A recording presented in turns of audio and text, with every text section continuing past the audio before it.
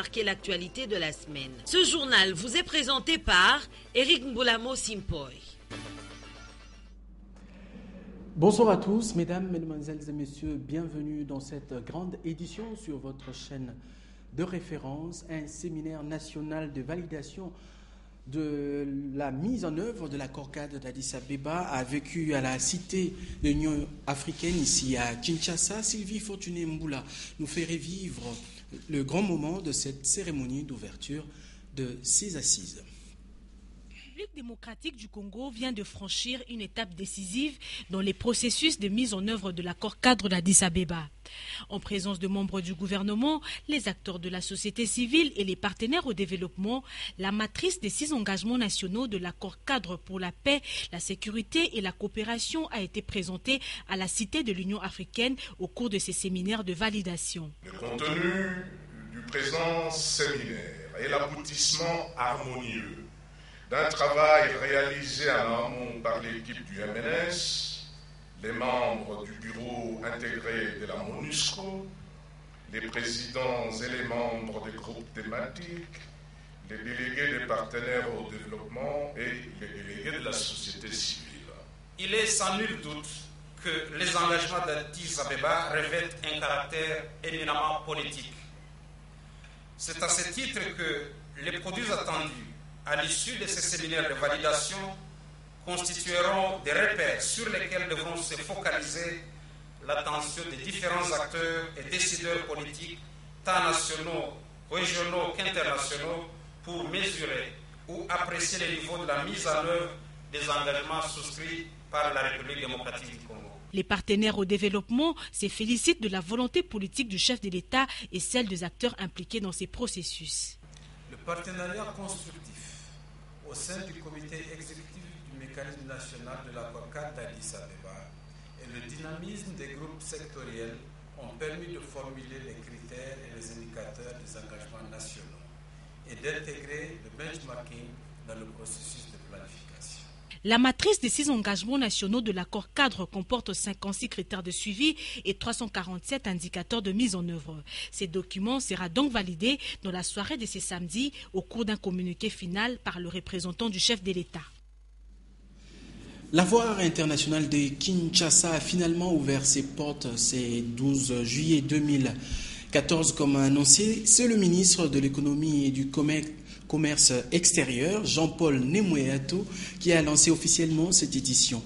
C'est sous le thème PME-PMI, moteur de développement en République démocratique du Congo. C'est un reportage signé Dieu merci Nzob Mabiala et Précieux Mangonzoy. Cette visite a commencé par le chantier de la route Tchassadi-Toumba. Je disais, la foire internationale de Kinshasa a finalement ouvert ses portes ce samedi 12 juillet 2014. C'est le ministre de l'économie qui a lancé officiellement cette édition. C'est une foire qui s'ouvre sous le thème PME-PMI, moteur de développement en République démocratique du Congo. Pour des raisons techniques, nous y reviendrons dans notre édition de demain. Le gouverneur de la province du Bas-Congo, Jacques Mbadou, a visité les différents chantiers de la ville de Matadi dont les travaux sont exécutés par les entreprises chinoises Grexet, Zengwe ainsi que l'OVD. Reportage signé Lisette Manou, Laïn Bofanambungo. Cette visite a commencé par le chantier de la route Tchassadi-Toumba, dont les travaux sont exécutés par l'entreprise chinoise Grexet. Cette route, qui a une longueur de 21 km, va relier le quartier Soyo sur la route Ango-Ango et ensuite les chantiers de la route de l'Assemblée provinciale du Bas-Congo qui partira de l'état-major de la police nationale à la salle Ciné Palace, dont les travaux sont exécutés par l'Office de voirie et drainage OVD. Le chantier du stade Lumumba a été le dernier à être visité par l'autorité provinciale. On vient de parcourir 1300 mètres. Et c'est une route qui va être bétonnée sur une longueur de 2100 mètres. Et aujourd'hui, ce que vous voyez ici, c'est déjà sur une longueur de 500 mètres que c'est déjà bétonné. Alors, il y a des délais pour réaliser cette route. Je crois que c'était 18 mois. 8 mois. Mais étant donné qu'il y a toujours un suivi qu'il faut faire pour qu'il n'y ait pas de dépassement des délais, nous sommes venus nous enquérir de la situation depuis que nous avons lancé les travaux. Cette visite s'est vue une aide du gouvernement provincial du Bas-Congo au profit de ces entreprises de construction qui ont connu en son temps certains obstacles les empêchant à accomplir normalement leurs tâches. Il s'agit des câbles de la SNEL notamment. À l'occasion de la commémoration de la journée des barreaux congolais, 3 journées d'échange ont été organisées du 10 au 12 juillet 2014 pour ceux de Lagombe et de Matete. La clôture a eu lieu ce samedi 12 juillet dans la salle Naomi de l'hôtel Béatrice situé sur le boulevard Lumumba au niveau de la gare centrale ici à Lagombe. Les détails dans ce reportage signé Lydia Elambo, Mathieu Ngadipovi et Jean-Louis Mia Swekama. Plusieurs bâtonniers européens et ceux de Kinshasa ont pris part à cette cérémonie de clôture des journées du barreau. Au cours de ces assises, les bâtonniers ainsi que les avocats ont pu bénéficier des exposés sur un bon nombre de thèmes, et ce, dans le cadre de leur formation technique et déontologique, et surtout dans le cadre de l'adhésion de la RDC à l'OADA. On a écouté des exposés sur des thèmes que nous avons choisis nous-mêmes, que nous avons proposés à diverses personnes, les personnalités locales ou même des personnalités étrangères, comme vous avez pu le voir. Mais donc voilà, il n'y a pas eu une résolution, si vous voulez. Le bâtonnier Koko Kayudi Misamou du barreau de Matete, au terme de ces journées, a redit sa satisfaction. La première leçon à retenir, c'est que le barreau congolais existe effectivement, et je crois que ces 3 journées ont bien démontré qu'il y a de la vitalité encore dans ce barreau. Je suis satisfait dans la mesure où tous nos invités que nous avions souhaité avoir sont arrivés. Il y en a d'ailleurs qui sont arrivés ce matin à 4 heures de Paris, que nous avons dû donc prendre et qui ont pu communiquer. Et je crois que les échanges qui ont eu démontrent tout l'intérêt qu'il y avait à cette manifestation. Ces séances de formation et d'échange doivent constituer pour les barreaux de Matete et de Lagombe un nouvel élan dans la profession d'avocat auxiliaire de la justice. Considérée comme auxiliaire du Parlement, la Cour de comptes est une juridiction administrative qui a 5 rôles distincts conformément à l'article 47 de la Constitution de la République démocratique du Congo. Elle est chargée de juger de la régularité de comptes établis par le comptable public dans les différents services de l'État congolais. De plus amples détails avec Laïm Bofando Mbongo.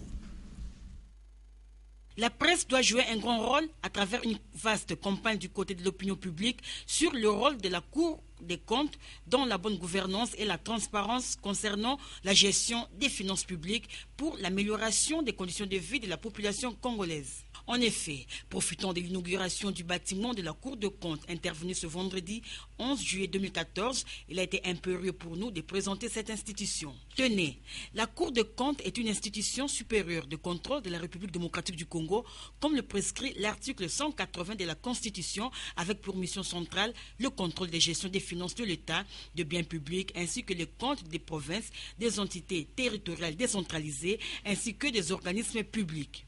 Les parlementaires, en votant les budgets, tiennent compte des résultats de contrôle. De ce fait, la Cour de comptes assiste de manière générale le Parlement dans le contrôle de l'action du gouvernement. Elle assiste également le Parlement et le gouvernement dans la vérification de la bonne exécution des lois des finances de l'État et des lois des financements de la sécurité sociale. Par ailleurs, il ressort également de nos investigations que beaucoup de gens ignorent non seulement l'importance de la Cour de comptes, mais aussi l'existence de son site.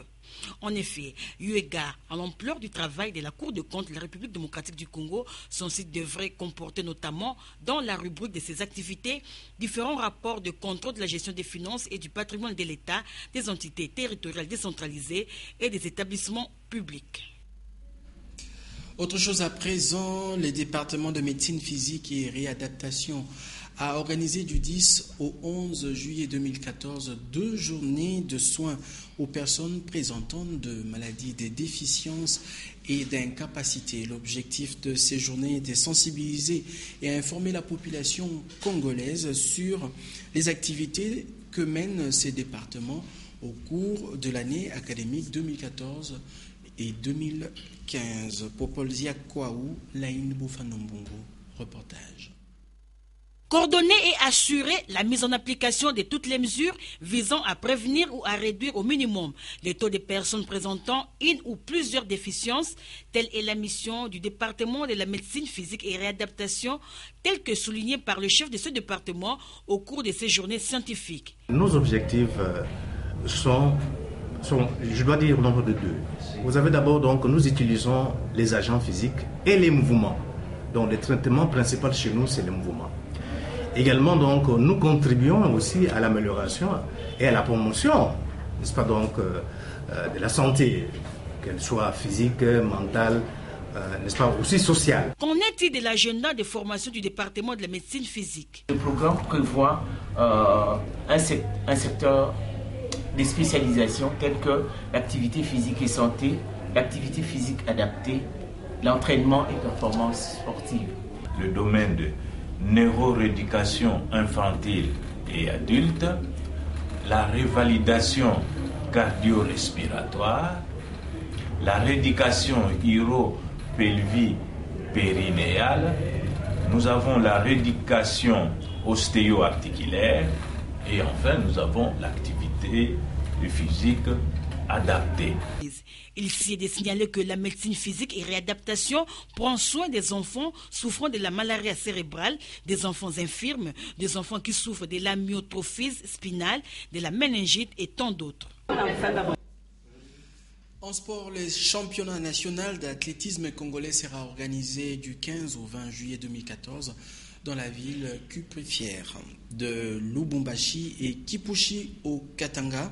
L'annonce a été faite par le président de la Fédération d'athlétisme du Congo, Messieurs, bienvenue Matenda. Ce propos ont été recueillis par Lisette Manou et Rigo Moulobo.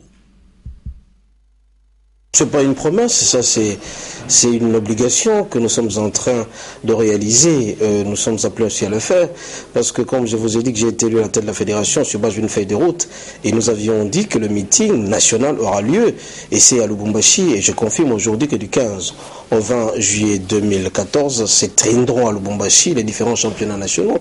Qui dit championnat, donc vous aurez les 100 mètres, les 200 mètres, les 400 mètres, les javelots, etc. Toutes les épreuves possibles qui constituent l'athlétisme parce que l'athlétisme, c'est la mère de toutes les disciplines. Et donc, je tiens officiellement à le dire, à confirmer à travers votre chaîne que ces meetings auront bien lieu à Lubumbashi et puis à Kipushi, c'est ça conjointement, Lubumbashi et Kipushi dans la province du Katanga. Il faut dire que dans ces meetings prendront part à peu près 8 ligues qui sont déjà annoncées. Nous parlons de 2 pôles d'athlétisme. Il y a à Kinshasa qui est dirigé par M. Ngindu et puis nous avons le Katanga dirigé par le docteur Moutachi et d'autres ligues qui seront présentes à cet effet. Bref, cette fête sera nationale et je suis convaincu qu'avec les concours de circonstances du gouvernement et des membres de ma fédération, nous allons réussir les paris. Du côté gouvernement, sollicitons que le ministre de Sport et Loisirs défende notre cause au sein du gouvernement pour que nous puissions avoir et les infrastructures et les moyens pour pouvoir travailler. Bref, je crois que notre fédération, qui fait partie de la grande confédération qui est la plus puissante après la FIFA, nous sommes appelés à réussir le pari. À présent, l'essentiel de l'actualité de la semaine dans cette page rétrospective de la semaine.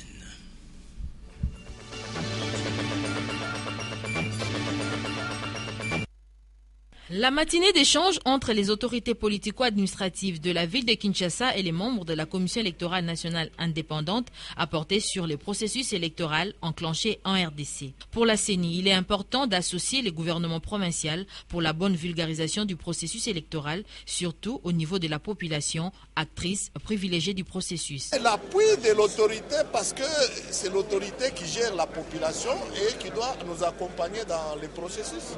André Kimbuta, gouverneur gouverneur de la ville de Kinshasa a pour sa part pris l'engagement de faire la même chose, c'est dire porter un coup de pouce à la sensibilisation du dit processus. Je promis, comme je viens de le faire aujourd'hui, l'engagement de la ville de Kinshasa, du gouvernement provincial de Kinshasa, son engagement à accompagner ce processus électoral. Je suis membre de cette coordination.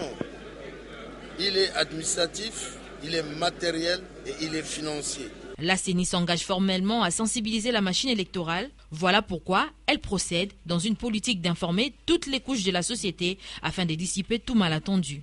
Ils sont au total 315 personnes amnistiées, arrêtées jadis pour faits de guerre ou insurrectionnels issus de différents groupes et mouvements armés, notamment le Bundudia Congo, l'ARP de Faustin Mounene, le Bakata Katanga, les Brebis de Jéricho et le GALCD de Honoré Ngbanda.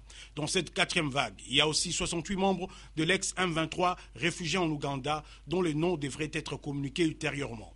Un autre sujet abordé par Lambert Mende est celui relatif aux 3 ex-miliciens de l'Ituri, témoins dans les affaires Mathieu Ngoudjolo et Germain Katanga à la CPI et dont la demande d'asile aux Pays-Bas a été rejetée. On raconte des mots uniquement pour insulter, pour discréditer nos institutions et cela vient même des ONG qui se prétendent respectables, qui perdent même leur rudiment de droit. Le droit, même un étudiant de premier graduat sait qu'on ne peut pas témoigner à charge ou à décharge de quelqu'un qui n'est pas cité dans un procès.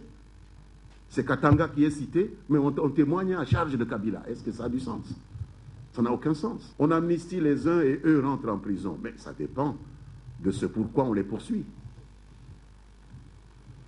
Si vous considérez que être présumé auteur de l'assassinat de 9 casques bleus des Nations Unies en 2005, ce n'est pas un crime de guerre, alors je ne sais pas si vous connaissez votre droit international. Ces gens sont poursuivis pour présomption d'assassinat de 9 casques bleus des Nations Unies. De retour à Kinshasa dans la nuit de mardi 8 juillet, ces 3 ex-miliciens congolais ont été écroués à la prison militaire de Ndolo en attendant la reprise des procédures judiciaires à leur encontre. Estimée à 5,9 milliards d'habitants en 2013, la population africaine va en 2050 passer à 8,2 milliards d'habitants. Ainsi, selon les experts en cette matière, un citoyen africain sur 4 est un jeune. Une population jeune n'a donc jamais été un problème pour l'humanité, mais plutôt une solution pour le développement, des surcroît un atout pour le continent africain. Conscient de cette réalité, certains pays africains, en l'occurrence le Burkina Faso, a depuis une dizaine d'années focalisé ses investissements dans la formation de jeunes afin de développer leur sens du leadership et d'assurer leur indépendance. Il est urgent de donner une place de choix à la jeune génération, la mettre au devant de la scène avec une politique d'employabilité réaliste. La journée mondiale de la population a été mise en place dans l'optique d'attirer l'attention sur l'urgence et d'importance des plans et programmes généraux de développement de chaque pays. Des engagements qui restent encore en Afrique au stade de simples promesses. Voilà. Fin de cette édition du journal sur notre antenne. Merci de nous avoir suivis. Ne ratez pas le rendez-vous de tout à l'heure avec James Katambwa et Natacha Bomongo qui vont vous présenter la finale de la Coupe du Monde entre l'Allemagne et l'Argentine. Merci de votre fidélité à votre chaîne de référence.